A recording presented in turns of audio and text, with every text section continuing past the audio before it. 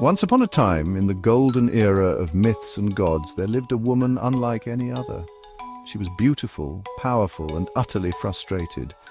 Known across the realms as the Superwoman, she was the muse of poets, the envy of mortals, and ironically the punchline of every divine joke. Why? Because the gods, in their infinite wisdom and cruelty, had cursed her with the absence of orgasms.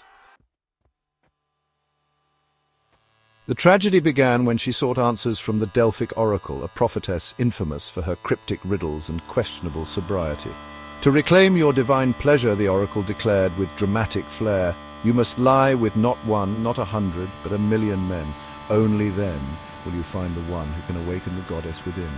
And so she believed. Driven by this prophecy, Superwoman embarked on a journey that spanned decades and continents. She roamed the deserts, sailed the seas, and traversed the mountains, generously offering herself to men of all shapes, sizes, and talents. Kings, warriors, philosophers, shepherds, none were spared her determined quest. Yet no matter how skilled, strong, or eager her partners were, she felt nothing, not even a tingle. Years turned into decades, and her frustration grew with every failed encounter. One fateful night, atop the barren peak of Mount Fusdi, she broke down. Under the starry sky, she wept and prayed to the oracle, tears streaming down her face.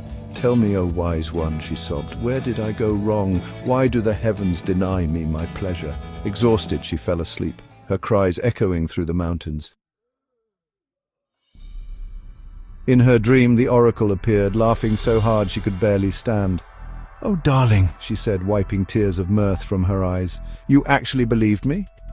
I was so high on cocaine that day. Honestly, I don't even remember half the nonsense I spewed." Superwoman stared, dumbfounded, as the oracle continued. "And let me tell you another little secret. Orgasms, they're a myth, a story we made up to keep life from feeling so utterly hopeless. You spent decades chasing something that doesn't even exist. If I'd known you'd take me seriously, I'd have come up with something better, like finding Atlantis or inventing fireproof toga fabric." When she awoke, Superwoman felt a strange sense of relief. For the first time in years, the weight of her impossible quest lifted. She laughed, a deep, unrestrained laugh that echoed across the valleys.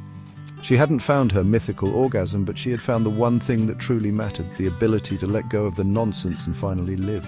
And from that day forward, she traveled not in search of men or pleasure, but of stories, friendships, and adventures that had nothing to do with prophecies or orgasms. The gods, watching from above, nodded approvingly. Well, except for Dionysus, who muttered, "I told her so."